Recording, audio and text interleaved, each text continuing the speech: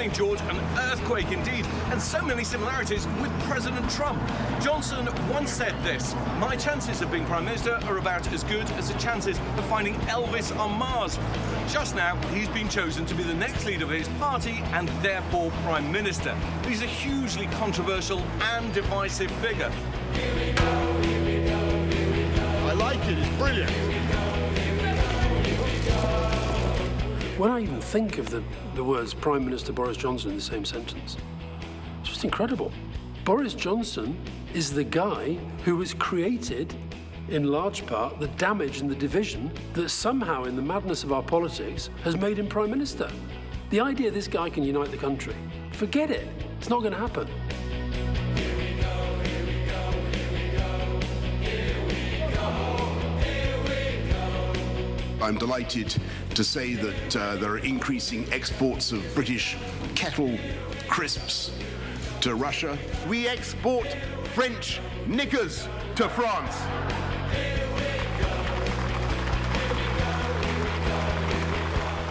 The blonde bombshell Boris Johnson is finally at the address he always thought he should be, here at number 10. But getting here has been the easy bit. Now he's got something really difficult to achieve, and that's Brexit. It's a baby in part of his own making, but it's a bawling, problematic child of 3 years, and it's got to be put to bed. And if he can't do that, he'll be out the gate, just like his two predecessors.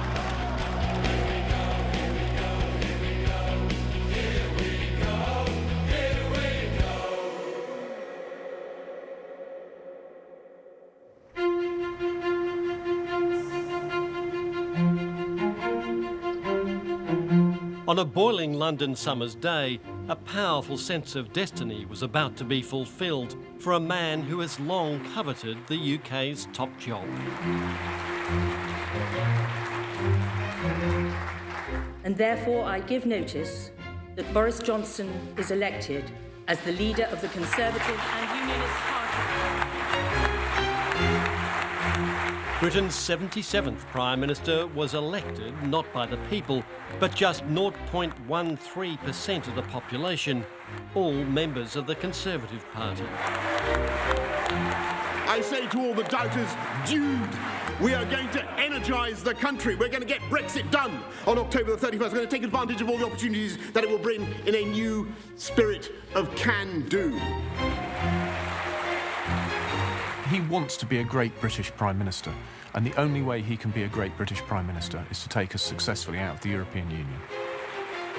If we were to fail to leave the EU because we fail to try, then it will obliterate the Conservative Party and destroy trust in the greatest governing party, probably in the world, and it will be over for us.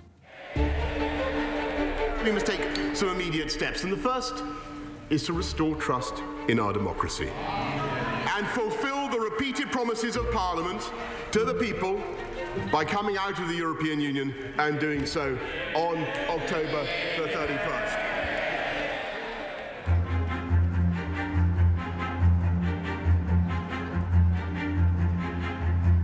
After 3 frustrating years, Brexiteers appear finally to have found their hero.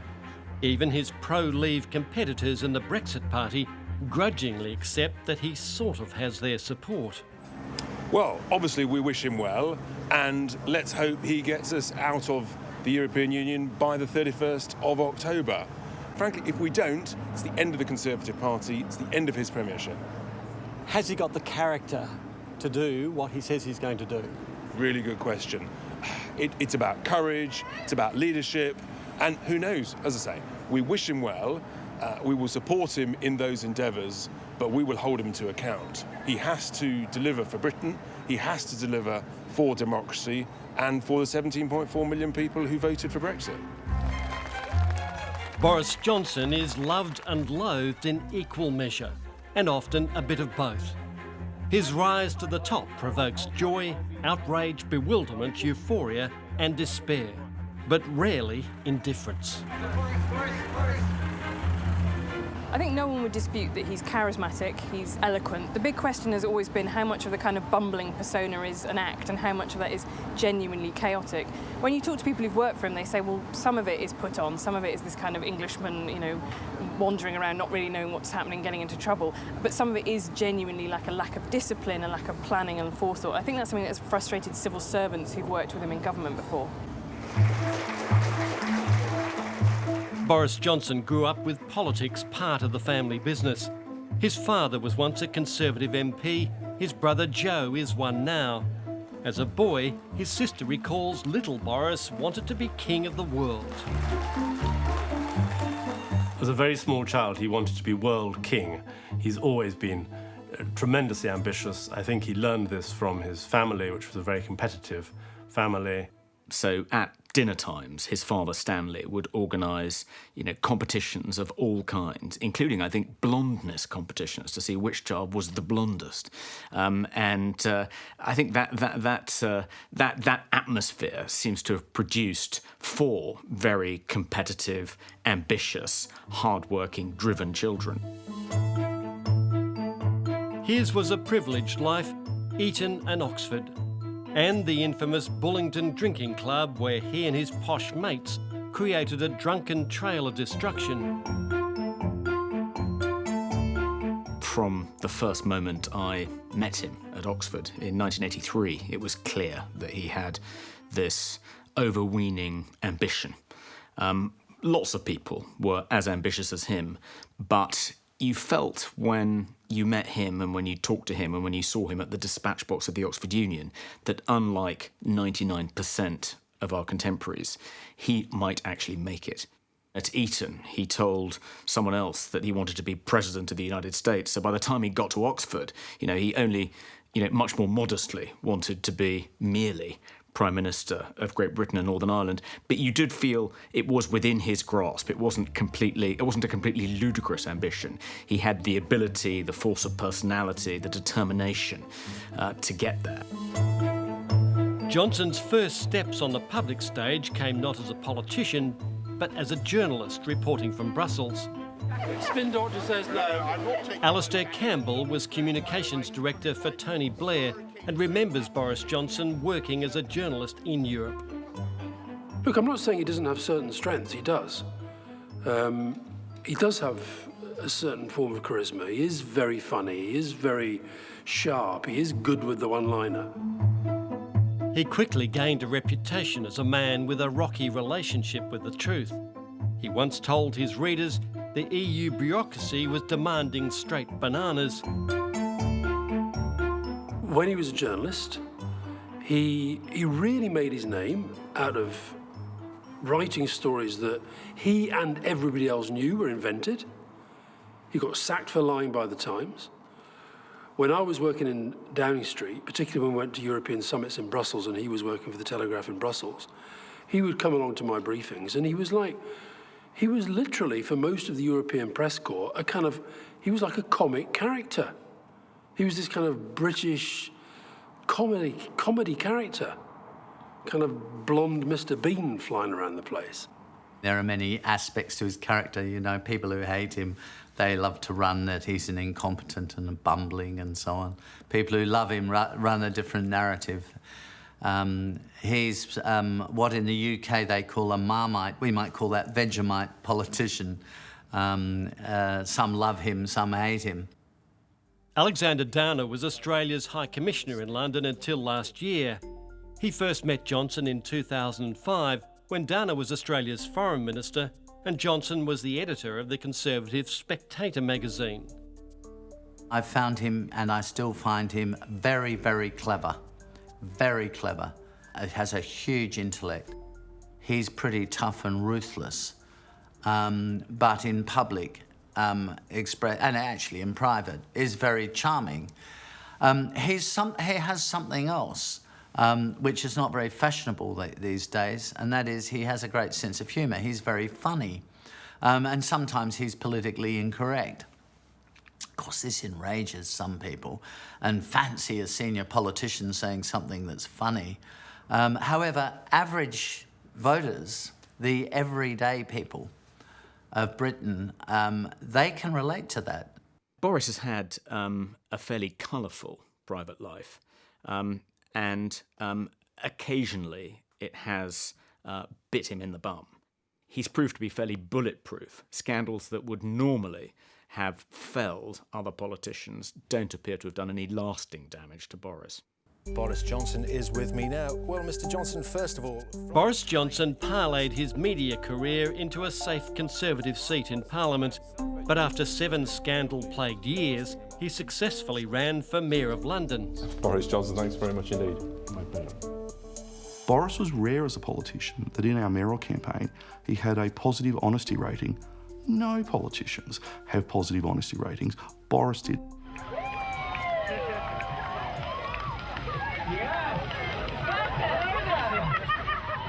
James McGrath worked on the campaign that propelled Boris Johnson into the mayoralty. Despite, or perhaps partly because of his unique personality, he held that position for 8 years. Who says we can't organise gold medals? He was the only Conservative candidate who's ever won the mayoralty of London, beating a Labour incumbent in 2008. He won re-election in London, and London is traditionally a Labour stronghold. They loved him because they can relate to him. And this is fascinating. A lot of politicians, we walk along the street and they wouldn't know who we are. It's a very good thing they don't know who we are. Boris, they went, I know that guy, that's Boris. And they'd go up and speak to him. There's that familiarity. They want to own him. And that's very important for a politician, to be owned by the people. He is owned by the people, and they've invested in him. Boris Johnson has long claimed Australia as a nation close to his heart. He spent a year teaching English and Latin at Geelong Grammar's Timbertop campus, and the London-based Australia Day Foundation dubbed him Honorary Australian of the Year in recognition for his support for visa-free travel between the two countries. Mayor Boris Johnson, Yes. Honorary Australian of the Year. What have you done to deserve that? Well, I really don't know, and it's obviously something that I'm very proud of, but also a bit baffled by. I think it might be to do with the fact that I'm the mayor of the 12th biggest Australian city on earth. We've got a huge, dynamic Australian community here in London. They contribute a great deal to the city. What I know about Boris is that he loves Australia. He talks about Australia all the time. He has this affinity with Australians. He likes our sense of humour. He likes the fact that we're quite earthy, and he likes the fact of our general optimism. And he's an optimistic person. He doesn't surround himself with a bunch of life-sucking dementors. He surrounds himself with people who want to go on and get the job done.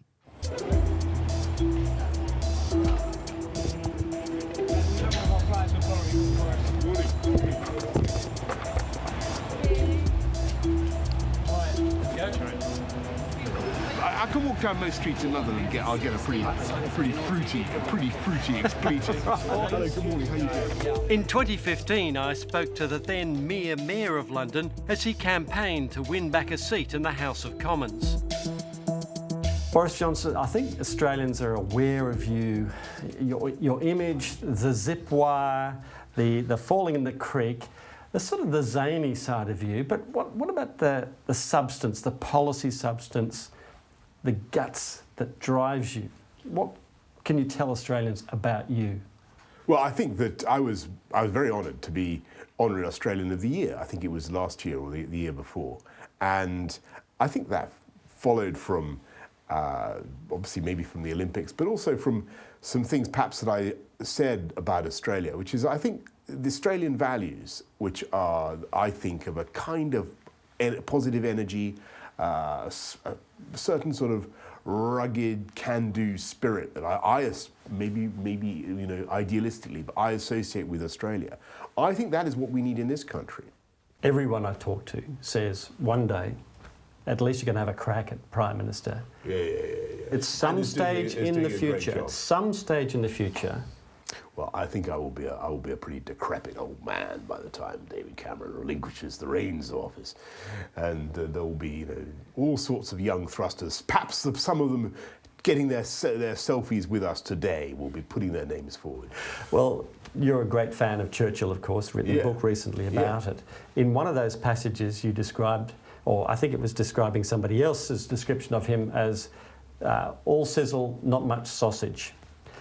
Could that accusation be levelled at you? No, I think the sausage factor is almost overwhelming, if I may say so. We will push. At the same time Boris Johnson was disavowing high ambition, this man was making his pitch for power all too obvious. Boris Johnson says the best way to deal with you and your party is ignore you both. He can try if he wants to, but there's a lot of people out there who aren't ignoring us and who intend to vote for us. As then leader of the UK Independence Party, Nigel Farage was eating into the Conservative vote by promising to pull Britain out of the EU. I have to tell you, I am optimistic, I am upbeat, I am bullish. We are going to exceed all expectations. Then in 2016, the then Prime Minister David Cameron took a huge gamble. Hold a referendum on Brexit and hopefully kill it and UKIP once and for all. Good morning. One of the enduring criticisms of Boris is that he is more self-seeking than most politicians and unencumbered by principle to an even greater degree than the average poll. And the example people give is the fact that he wrote 2 columns before making up his mind about whether to throw in his lot with the Leave campaign or stick with David Cameron. In the campaign for Brexit, Boris Johnson found a career-making opportunity. He abandoned David Cameron and joined the Leave campaign. But after a great deal of heartache, I don't think there's anything else I can do. I will be advocating vote Leave or whatever the team is called. The choice that faced him politically was either to be a loyal member of the Cameron Remain machine, and he's not by nature. He's not one of life's sort of subservient cog-like figures who just sort of revolves in whatever way he's told to. So that was a pretty unappealing prospect. Or to do the subversive, the maverick, the outsider thing, upturning the apple cart, and he opted. But I think he was genuinely torn, and of course, notoriously, he wrote 2 articles, one in favour of remaining in the European Union and one in favour of leaving, and then plumped for Leave. Boris Johnson became the face of Brexit. Now, they think they've won the argument. Did you hear them yesterday? Yeah. They said that they've won. Do you think they've won? No. Can we go forward to victory on June the 23rd? Yeah. Do we believe in this country and what it can achieve? Yes, we do, don't we? He was the most obvious, visible leader of the Vote Leave campaign. The brilliance of the Vote Leave campaign, though, if I can be slightly cynical about it, was that it set out an optimistic account of how Britain would be better after Brexit, and lots of the issues that were on people's minds and troubling them about their political establishment and what was wrong with the world would be fixed by Brexit. But it was carefully rather vague on what the post-Brexit destination would be, and that has bedeviled us for the last 2 or 3 years. If it hadn't been for Boris Johnson and his campaigning skills, Remain could have won the referendum in 2016, and that's what a lot of Remainers think. So he's a particular hate figure for them. So they characterise him as far-right and extremist. Of course, you know, the word that's always used to describe anybody who deeply disagrees with you, racist. All the ists come out. Well, good morning, everybody, and it is wonderful to see this new team assembled here, reflecting, I think, the depth and breadth of talent in our extraordinary party. And as you all know, we have a momentous task ahead of us. Johnson's first act as Prime Minister was to purge his cabinet of Brexit sceptics. Thank you all very much.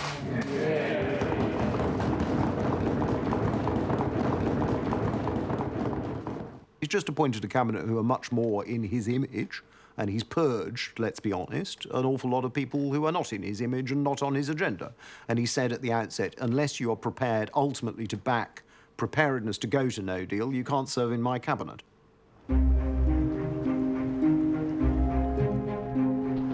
Britain is now due to leave the European Union on October the 31st. Boris Johnson has vowed that unless he can get a better deal from the EU, Britain will crash out. That no-deal option would mean all agreements on transport, communications, migration, just about everything would suddenly cease to exist.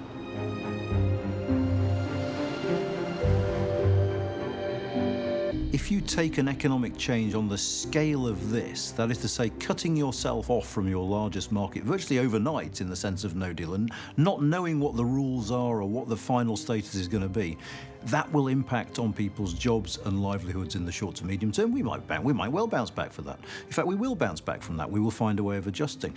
But in that short to medium term, a lot of lives and livelihoods will be profoundly disrupted. I don't think he can deliver Brexit.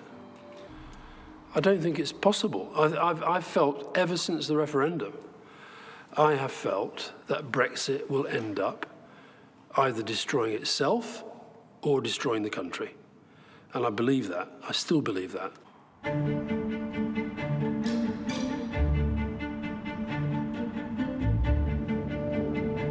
I've lived and worked in this country for years, but I've never seen it so divided. Brexit has driven a wedge through politics, regions, and even families.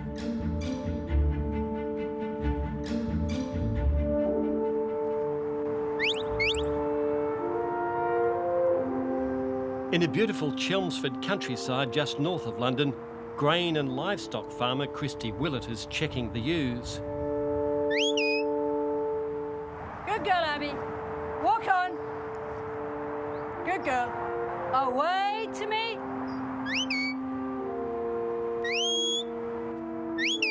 She voted to leave the EU back in 2016. Good girl. Walk on. Why did I vote to leave?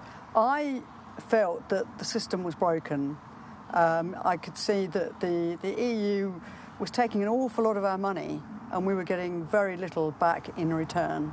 And I felt that there was a good chance that we could be better off as a nation. Not necessarily as farmers, but we could be better off as a nation if we came out.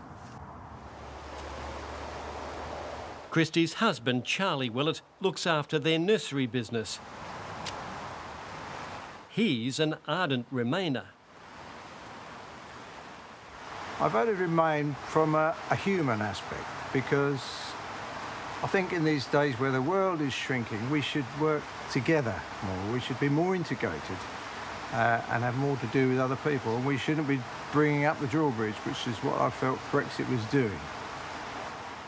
Christy's sister, Anne Wheaton, and her husband, Bill, are also Brexiteers. This extended family has never had the Brexit conversation altogether until now. Well, I thought that united we stand and divided we fall. And having been brought up during the war, I thought that... Don't be like that. We're rational. No, but you remember. And I thought Germany is a very dominant force in the world, and I just thought it would be better if we made our own way. That's the main reason I voted out, because I think they're corrupt. And I think there's a lot of corruption in there, and it's a bureaucratic nightmare, and they never sign their accounts off. How can you do that? How can and they're you... not elected. Yeah. The ones behind it are not elected either. It's just a big gravy train, and I think we'd be better. I think it's short. The big gravy train, apart from, or for all of the member states that are in there, 28, apart from, let's say, the Balkans, because that was the most recent conflict, well, there has been peace in Europe for, what's it now, 70... Well, we're not coming out to declare war on them, are we? No, but, I mean, we haven't had to live through a conflict where everyone's been involved, the people have lost lives and had a major effect on everyone. I mean, it has kept the peace. It's kept the peace. And that's what it was designed to do, and it's done that job. It's not perfect, but it has done the one thing it was supposed to do. It wasn't there for peace, it was for trade. That's what I would say. Yeah, it was. It was for trade. It was for trade. Have you ever seen a division like this in your lifetime, in terms of one issue? No. No, I said it's got people talking all the time about it. People are fed up with it, but they're still talking about it because it just goes on and on and on. And is Boris the man to fix it? Well, he's been pretty impressive this week, I must say. He really has. Him like a breath of fresh air. For many farming communities, even those who voted leave, there will be a real financial loss because of Brexit. There are very few certainties in farming anywhere in the world, but at least here in Britain and the rest of the EU, there are the EU subsidies, and they make up a huge percentage in some cases of farmers' incomes. It gives a level playing field to everyone. At least they have some income even in the bad years. But what happens when Boris Johnson's no-deal Brexit actually hits? Well, presumably, all of those subsidies suddenly dry up. The British taxpayers going to pick up that bill? The problem with all of this is no one actually has hard, fast answers, and no one knows where the Brexit exit really is.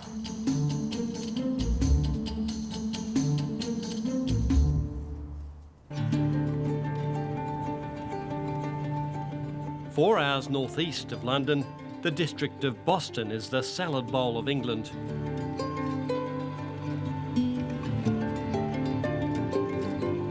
In Boston, 75% of people voted to leave the EU, the highest percentage in the land.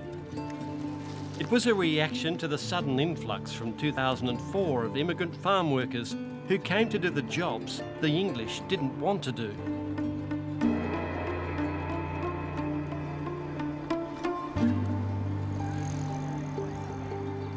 This town voted overwhelmingly to leave. Why do you think that's the case? Because we're racist. I know. I know a lot of racist people in town, and just don't like the foreigners. Like, get rid of them. West Street's taken up. It's all foreign shops everywhere. You wouldn't want to walk down there at night time on your own. Dangerous. Oh, yeah. Well, it's called murder capital of the country now, because there's that many stabbings, fighting. You know, if it's food, drink related. I mean, where I live, round the corner, they just sit there drinking and doing whatever. They've got no respect for the country whatsoever.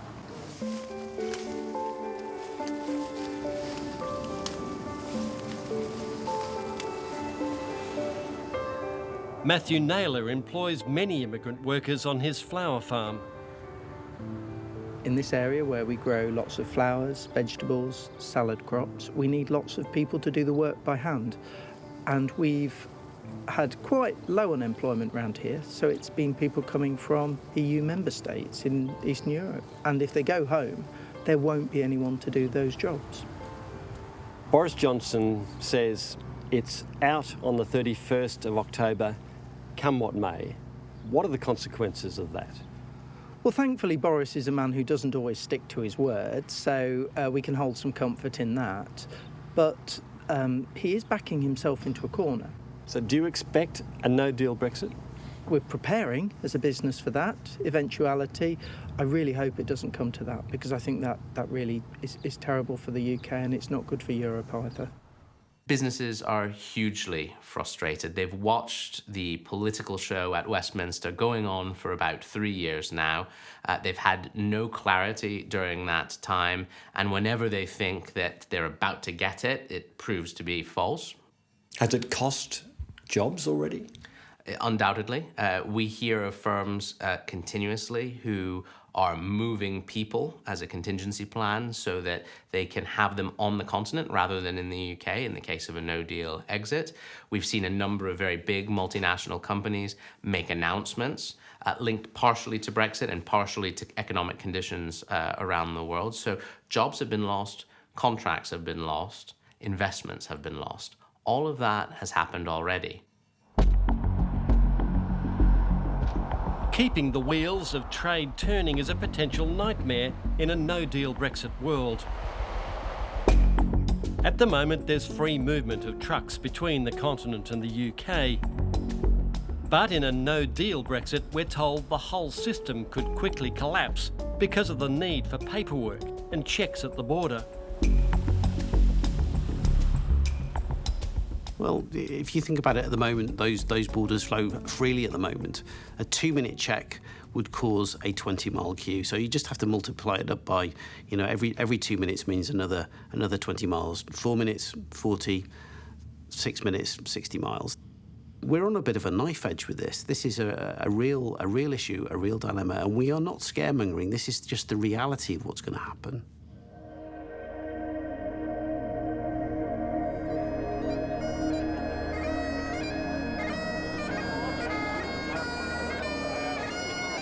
There are not only concerns about the future of the economy, there are real fears for the future of the union itself. While Boris Johnson's doing his best to cut the cord with Europe, he may just be hastening the demise of his own United Kingdom. Here in Scotland, people voted overwhelmingly to stay with the EU, so many are furious that this English Prime Minister is going to force them out anyway. And that's reignited the push for Scottish independence. When it comes to Scotland, it's fascinating because on the one hand, Brexit has confirmed everything that people who believe in Scottish independence always thought. The English are bastards, they're ripping us out of Europe, they're wrecking our economy, look what they're doing to us. Can you not see we should be governing ourselves?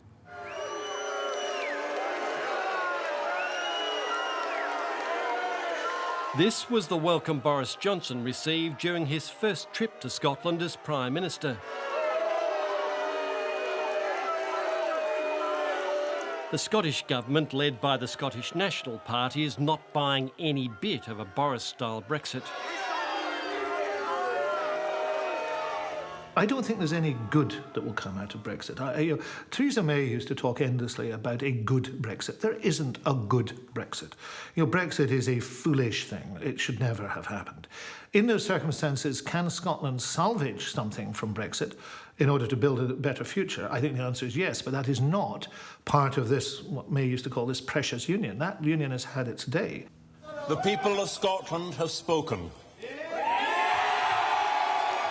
5 years ago, the Scottish independence referendum was defeated 55% to 45%. It was thought at the time the issue was settled, but Brexit has changed all of that. How much closer is Scotland to independence because of Brexit? Well, I think Brexit is such an exemplar of the problems of being in this incorporating union that it sharpens people's minds. So I think more and more people are asking themselves if this is the right way to go or whether independence is a better way to go. I represent a very large rural area of Scotland. I represent, amongst other things, 23 islands. And when I meet people, many of them will say to me, we weren't sure in 2014. Some voted yes, some voted no. But now we believe that that's what we should do. And some surprising people are moving in that direction. Now, the argument has to be made, the debate has to happen, the people of Scotland have to make a choice. But when they look at what is happening south of the border, it does sharpen their thinking about this issue. Constitutional Secretary Michael Russell leads Scotland's negotiations with Westminster over Brexit. Is Boris Johnson right when he says you're all being pessimistic? Be optimistic, we can get through this, we're Great Britain. I noticed that the Welsh First Minister described that as vacuous optimism, and that's what I would describe it too. It is silly, and it's damaging and dangerous. This is the economics of the madhouse. It is also the politics of the madhouse. And Scotland, of course, voted against it.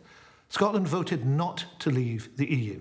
And were there another referendum on that tomorrow, it would vote, I think, in even larger numbers. So it's not only wrong to happen for the UK, it is an insult to Scotland. Do you think, then, that Boris Johnson's Prime Ministership is going to hasten the process towards independence? I think at the present moment, then the likelihood is that Boris Johnson's Prime Ministership will be the last Prime Ministership of the UK, as it presently exists. Really? I do. I believe that that is likely to happen. Another crisis is looming on the border between Northern Ireland and the Irish Republic. After Brexit, it will be the only land border between the UK and Europe. The rubber hits the road at the Irish border because that's our one key land border with the European Union. there are more border points on the border between Ireland and Northern Ireland than there are down the whole of Eastern Europe. This is a complex, tortuous, circuitous border where trade flows, the risks of smuggling, the risks of that smuggling leading to terrorist finance, the security risks are, it's not just an economic problem, it's a security problem.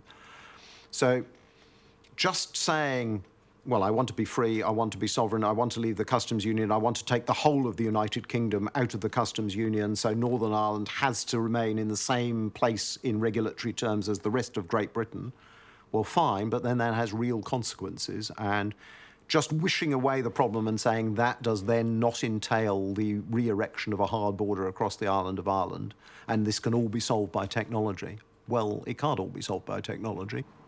The border issue it's more than a border issue.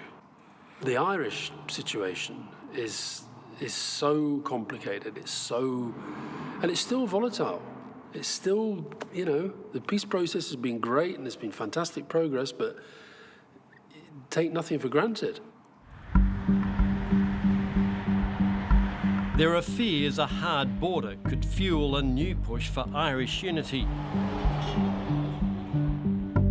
There's some polling out there that suggests if we leave with no deal and we end up with a border on the island of Ireland, a majority in the north would support unification with the Republic.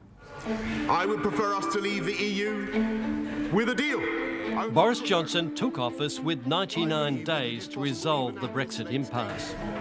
In the 98 days that remain to us, we must turbocharge our preparations to make sure that there is as little disruption as possible to our national life. His task has been made all the more difficult by a by-election that reduced his majority to a single vote. 1, 2, 3. And when Parliament resumes in September, he might face a no-confidence motion that could tip Britain into an election. It might be, for instance, that Parliament doesn't play nicely with Mr Johnson, that instead of forcing him not to do no deal, they force him out of office. They pass a vote of no confidence in him.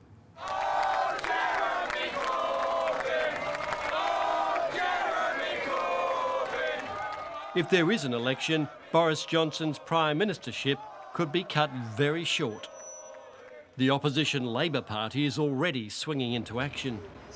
Any deal, and we'll find it that we find unacceptable, we think should go to a public vote to decide on the future relationship with this country and Europe in the future.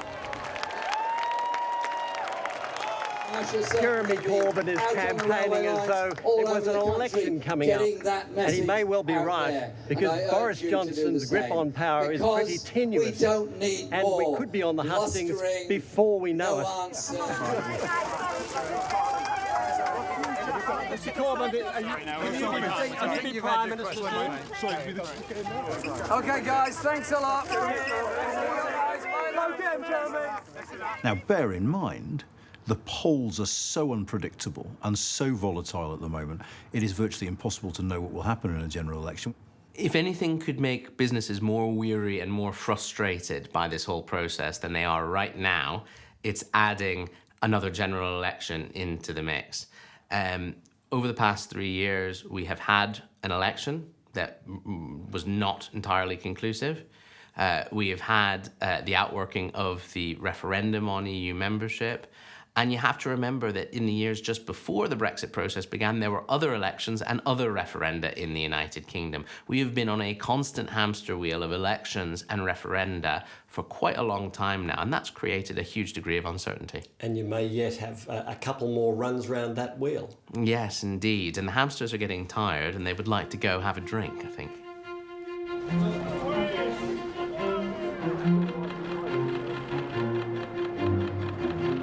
Boris Johnson's rise to high office has been built on a political magic, an ability not to let an indiscretion, a mistake or a mistruth drag him down in a way that would kill off lesser beings. Bastion of independence. But the Brexit monster has already devoured 2 prime ministers. Half the country is wishing him well. The other half is hoping he'll be the third to go. I think he'll be a catastrophic failure because I don't think there is any way to reconcile the different promises that he's made to different parts of his party. And that's why I think that the chances of a no-deal Brexit, just leaving with very chaotic arrangements, just went up enormously with his election. I think he's got the skills and talents, the charisma, the resolve necessary to do what is required of this country today. But you look back through the great figures of our history, none of them have been perfect. In his head is a sort of modern-day Winston Churchill, when he's actually a kind of pound shop Trump, is what he is. But in his head, he's going to be the guy who's going to bring Britain together behind this vision of post-Brexit, a great United Kingdom. For him, it's as though the moment he's been waiting for all his life has finally come, and now he has an opportunity to fulfill his destiny.